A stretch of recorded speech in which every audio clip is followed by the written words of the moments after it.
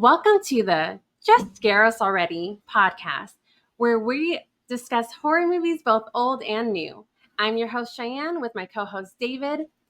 As stated, we love to talk about horror movies from all points in time. Today, we will be discussing the two newest releases to hit theaters this month. Yeah, so moviegoers have recently been bestowed with two movies in the horror genre. There's MaXXXine, and that's with three X's. This is the third film in the Ty West A24 trilogy following 2022's Pearl and X, starring Mia Goth, and the highly anticipated LongLegs, starring Mika Monroe and Nicolas Cage. As moviegoers continue to wait for a blockbuster horror film, expectations continue to grow, especially for the Scare Us Already crew. So, Shai, tell us a little bit about Maxine. Yep, so like you said, MaXXXine with three X's is the third movie and final installment of the X film series, written, directed, produced, and edited by Ty West, which I will say impressive. They all have very differing styles, so says a lot about his abilities. In Mia Goth reprises her role as Maxine Minx. She stars alongside Elizabeth Debicki, Moses Sumney, Michelle Monaghan, Bobby Cannavale, Halsey, Kevin Bacon, and Giancarlo Esposito. In this movie, Maxine, the lone survivor of the terror that took place in movie X, is now setting out for fame and success in 1980s Hollywood while being targeted by a mysterious killer. This movie was released on July 5th, 2024 by production company A24 and has grossed $10.9 million worldwide already. It currently sits at a 72% critic score and a 77% audience score on Rotten Tomato. What did you think of the movie? Well, overall, I thought Maxine was okay at best. Based on the three films, I'd rank Maxine probably second overall in the trilogy. It was better than Pearl, but not as good as X. I definitely liked the 80s slasher vibe. And the fact that the killings didn't take themselves seriously. They were just as, campy as, you would see in the 80s Yeah, slasher films. How about you? I agree. I definitely ranked it number two on the list. I thought X was a little bit better. It had a creepier atmosphere. It had a lot more action packed into it right off the bat. It actually made me wonder. This one was very mid. The 80s styles was good. It was very fitting of what they were trying to do, and I really appreciated the practical effects. I appreciated the gore. I appreciated the kills. But I just thought that it had so many slow beats that kind of took me out of it, and the twist in it way too predictable. Yeah, yeah. I mean, having grown up in the 80s, I love the soundtrack. Some of the music was, brought back memories. And I also like the subtle nod to, 80s pop culture, like they had a VCR tape rewinder in the background. The can of new Coke, and the when McDonald's used to use styrofoam containers for their burgers instead of the cardboard and paper that they use now. So they did a good job of making sure they you know things were 80ish. I didn't, I only saw the movie once, but I didn't see anything that I would have been like, oh, wait a minute, that wasn't around in the 80s or anything like that. So they did a really good job of making sure they kept to the era. But yeah, I agree with you. The plot twist was pretty evident, so it wasn't as big of a twist as they may have thought it was. Yeah. Yeah, they filmed it to look like, and I don't know if it was supposed to be a big twist, but when they did the reveal, it felt like it was supposed to be kind of like that big reveal in Sleepaway Camp where the music gets really loud and the zoom in Hmm. happens. And I was just like, yeah, okay, who didn't see this coming? Yeah. Yeah, it definitely wasn't a surprise. And then as far as the acting, Mia Goth did a good job, but don't think I don't think she added very much to the role. I mean, I know she's the same person that was in X, but when you think about Pearl, it's pretty similar, the acting. But she still did a Yeah. good job. And then I think for the supporting characters, Kevin Bacon and Halsey as the private detective, uh, Labatt and the stripper, Tabby. I think they did a really good job. Halsey looks like she definitely has some acting skills. Yeah. But Giancarlo Esposito as the talent agent Teddy Knight and the cop, the detective Torres, played by Bobby Cannavale, that they were laughable. I mean, totally Yeah. laughable.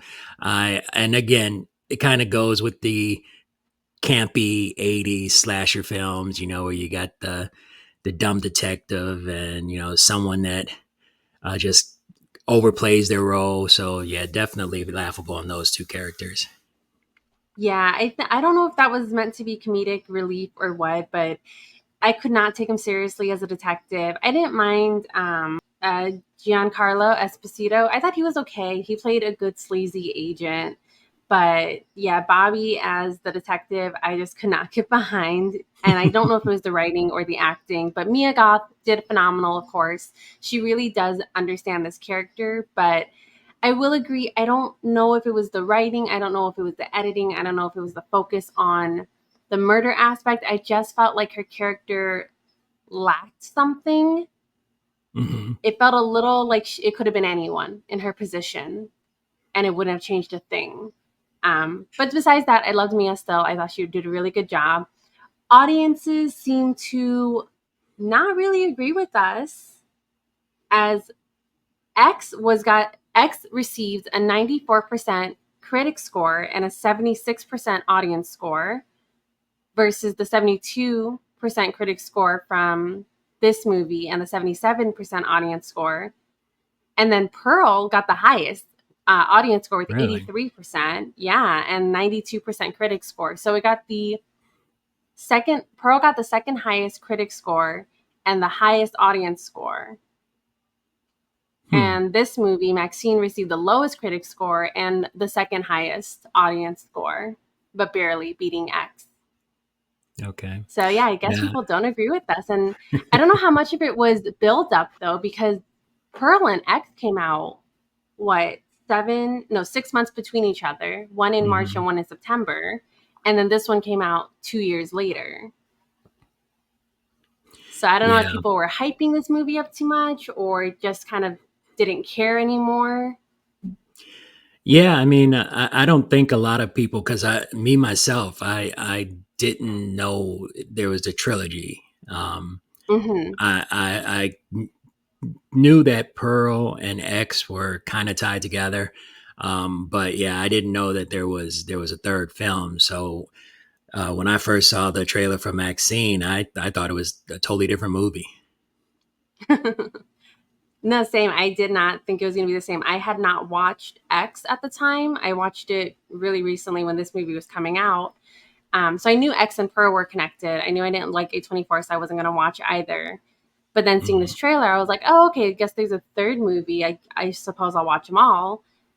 And I think if I remember correctly, I think X and Pearl were filmed either really, really close together or at the same time. I don't remember which one. Hmm. And I don't know if they did the same for this one, but yeah, there's just such a disconnect between the three that I think this one really could have been a standalone if they took away some of the history of X. Hmm. It could have been a good slasher movie set in the 80s, like a good throwback. Yeah, yeah, definitely. Could have been a standalone. Yeah, like you said, if they took out the references to uh, X, then yeah, it could have definitely been a standalone. But overall, I thought Maxine was a nice break from the supernatural and the monster films that we've been seeing of late. And I like the nod to the 80s. That was nice to see. Although I think a lot of younger moviegoers may not get some of the references in the film. I did Um, not. right. So for older moviegoers, especially moviegoers who grew up in the 80s, they would definitely get a few snickers out of some of the things that were brought up in the movie. But I did feel like the film left a lot to be desired. And the ending felt unfinished. I mean, maybe director Ty West is planning on continuing the story. Maybe there's going to be a fourth film. Maybe now MaXXXine will be in the 90s and then the 2000s. Oh, who But knows? Yeah, they could do it where she's an old lady losing her yeah, grace and losing her yeah, films. yeah, because it definitely felt incomplete. The way it ended, it just kind of, and then, spoiler alert, when she says at the end of the film, I just wanted to go on or continue or whatever it was that she said. Hmm. That kind of was like, okay, maybe there's going to be another movie. Yeah, and I kind of hope so. I mean, I think it'd be cool to kind of tie back Pearl with this one because the whole point of Pearl, or not Pearl X, was that Pearl wanted to be famous and saw a lot of Hmm. herself in MaXXXine, but she never Hmm. got that fame. So I think it would be kind of a cool tie-in to do maybe an older MaXXXine now looking at a younger, better actress than herself. Hmm. Who knows? Yeah, I never think that'd know. be cool. Yeah, But you never know. Going from Maxine, we are going to move on to the newest release that just came out earlier this week, Longlegs. This movie has been hyped up to no end. It has been promoted. And I've, at least in the theaters I've gone to, I've seen this trailer like 5 times at Hmm. every single movie I've gone to. So it was definitely on my radar. It is a 2024 American horror thriller written and directed by Osgood or Oz Perkins, who, fun fact, is the child of the original Norman Bates actor. That was a Hmm. surprise to me. He Okay. also wrote and directed The Black Coat's Daughter, a 2015 movie from A24, and I Am the Pretty Thing That Lives in the House, a 2016 movie. Longlegs follows an FBI agent, Lee Harker, played by Mika Monroe, tasked with tracking down an occultist serial killer who goes by the name Longlegs, played by Nicolas Cage. This was released on July 12th, 2024 by production company Neon and has made $10 million opening night. It made the same amount that Maxine made in just its opening night. That is absurd. Currently, though, it sits at an 87% critic score and a 69% audience score compared to when I went to go see it.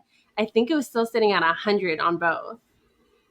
Yeah, yeah. So, I believe you saw it opening night. I saw it the yes. next day, and by that morning, it was sitting at like 92% critics and I want to say 68% audience rating.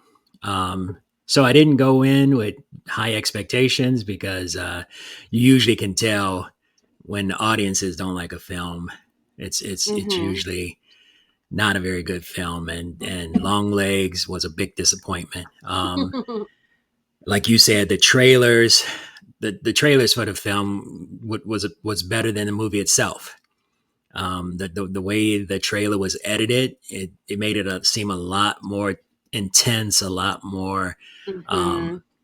uh, I wouldn't say scary, but a lot more. I can't think of a word I'm looking for, but it definitely made it seem like a totally different film than what it really was.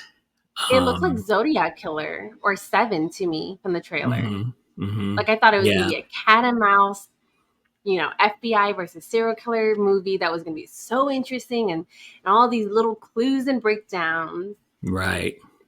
Yeah, exactly. I felt the film was trying too hard to be an art house film, which resulted in a lot of scenes that went nowhere. And the script, the dialogue, oh boy, Oh my God. was that horrendous. The script was so bad. I mean, some of the things that they were saying, it was just laughable. It's like, really? Wow. Who talks like Yeah. that? you know? Honestly, I don't want to sound insulting to anyone, and I don't mean this in any insulting way, but I could not grasp what the agent Lee Harker was supposed to be.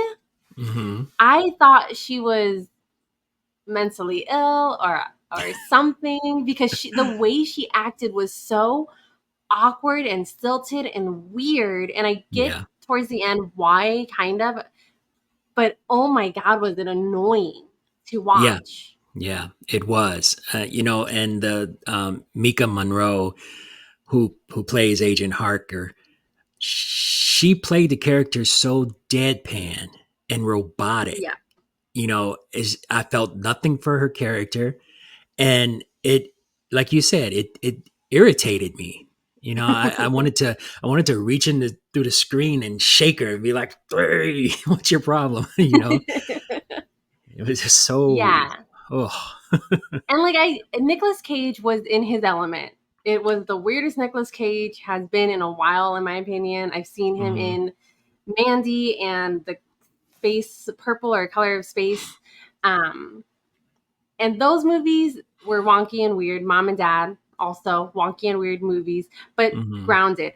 This one was off the wall, and I could have handled one character being weird, but having both the characters, actually three, Hmm. because if you throw in the mom, having all three of those characters being so weird and stilted and odd, and their dialogue not making any sense, it felt like I was on an acid trip.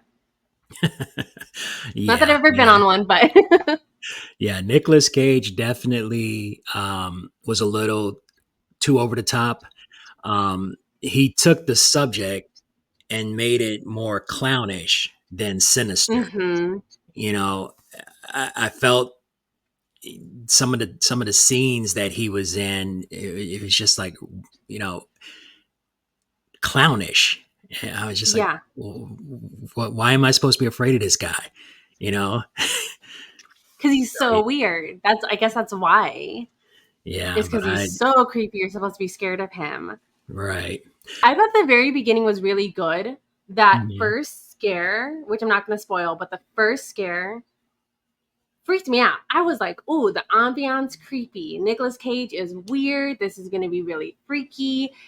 And again, I went in with thinking this movie was a 92 to at least 100% score for both audience and critics. So I was looking for anything to be good about this movie. I was looking in the dark shadows. I was trying to find spooky stuff. Hmm. And after that first jump, after that first scare, it comes to a halt. It was slow, it was boring. It was just too awkward, like we said. And every kind of thing that kind of got interesting, like her finding all these clues and deciphering it and the biblical references, it didn't feel like it was going anywhere. And at the end, I don't even know if I could say it went anywhere. Hmm. The ending Yeah, twist was so dumb. yeah. Yeah, I thought the film had potential to be a really good psychological thriller, serial killer kind of film. But then it just decided to go totally off the rails, um, with a very unexplained plot. That Yeah, left me asking a lot of how and why questions. I was just like, wait, what? How did that yeah, happen? So yeah, it definitely had potential, and I know this isn't the fault of the film, but the theater that I saw the film in, it's a smaller theater than the one that I normally go to, so it was very loud, and yes.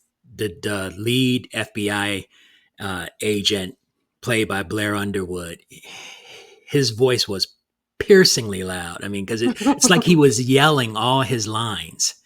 You And I'll know, say that wasn't just your theater. He was loud. yeah. He was. Yeah. And I could not tell if he was frustrated with the agent as much as I was. Like it felt like he was so frustrated with her, and that's why he kept yelling at her. Uh-huh. Yeah. And how did you feel about the opening credits with the Oh, they hurt my red eyes. with yeah, My eyes right? were hurting so badly. I Yeah. had to literally blink several times, and I was like, if this is going to be the whole movie, I am going to have to leave. Like my eyes were, and I maybe that was the point to make you as uncomfortable as possible, but Uh-huh. yeah, I couldn't stand it. And then the flashing every now and then was okay for the most part, but at some points it was kind of bothering me. But yeah, no, the credits, the black letters on the red backgrounds, Yeah. Yeah, because no. it was like you had this black screen and then this red box. And with that in the darkness of the theater, I like you said, my eyes were like I had to keep blinking because I was like, what is wrong with this? I thought it was just me. Okay, no, I I'm was happy it like, wasn't just me. wow, Okay, yeah, and that maybe, and I'm guessing that's probably the point. yeah, I guess, but it didn't make me feel uncomfortable. It made me it hurt. It hurt my eyes, Yeah. you know? I was just like, "Why?" I couldn't stare at it. It's like, "Why can't I look at the screen? I have to close my eyes." Yeah, no, same, exactly. I really was gonna walk away. Like I was gonna text you and say, "Hey, we're not doing long legs because I can't sit through this movie." I was, I kind of wish they stayed in the ratio though of the memories. Mhm. I don't know what about it, but I really enjoyed the ratio. I I thought it was good for the flashback because it was like one of those old 8 millimeter films. Yeah. So you had this little box of a film. So that was good for the flashbacks. I thought that was a nice little touch, but yeah, the plot was just I All did over not. the place. Yeah, I'm just like, what are they talking about? You know, so Well, if you've ever seen his other movies, The Black Coat's Daughter, which I think we did watch together, hmm hmm and then I saw, at least I've seen, I'm the Pretty Thing That Lives in the House or whatever. okay, I should, if I had known he had written and directed those, I would not have seen this because I know for a fact I don't like either of those movies. Black yeah, I Coat's was. Daughter is just as weird and just hmm as, it's not, you can't follow it super well, um, unless you watch it a few times. And then I'm the Pretty Thing That Lives in the House was just boring. Was an absolutely boring movie. Could not sit hmm through it at all. So if I had known he had directed both of those, I would not have had as much of a hype going into Long Legs. hmm Yeah, I don't remember very much about the daughter's Black Cloak Daughter or whatever it's called, and Mm-hmm. I didn't see the other film that you mentioned, but yeah, it definitely was a film that started off in one direction, and I was very interested. I was like, oh wow, that's messed up, you know, and then it just took a turn that I just felt made absolute no sense. So yeah, Long Legs Yeah. was a film that was too long on the artistic film shots and short on a good plot. Definitely. I was just gonna say, Sorry. if you're gonna deal with supernatural concepts, you know, it would help to explain some of the details in a clearer fashion. Um, I felt nothing for any of the characters in the film, and the film just felt drab and emotionless. The dialogue was cliche-ish and almost comical. So, yeah, not a Yeah. good film. Yeah. You said it perfectly. But it looks like we are giving Maxine a I would say we meh. give Maxine a, it's okay. You know, I give it a meh. I'd say see it in theaters if you have nothing better to do. It's a great, if you are into 80s slasher movies, this is right up your alley. It was good in that sense. Again, great gore. If you're not willing to spend the money, wait for streaming, but it's definitely something that if you're into that, I would see it in theaters. hmm And Long Legs, I'm giving it that's a a big nah. thumbs That is down. a don't bother. Don't bother on streaming. Don't bother on theaters. Don't bother on the discount pile in Walmart. Like it is not good. Yeah, it was pretty bad. There are other worse films, but yeah, it's definitely not worth going to the theater, spending money on. If you have a streaming service and it comes on there and you want to waste some time, then by all means, go ahead. But yeah, don't go to the theaters. No. But of course, this is our opinion. We may not agree with you. Sometimes we don't even agree with each other, but feel free to leave a comment down below on how you felt about these movies and how you would score these two movies. Have you seen the X series? How would you rank them? Have you seen Longlegs? Thank you for listening and watching another episode of Just Scare Us Already.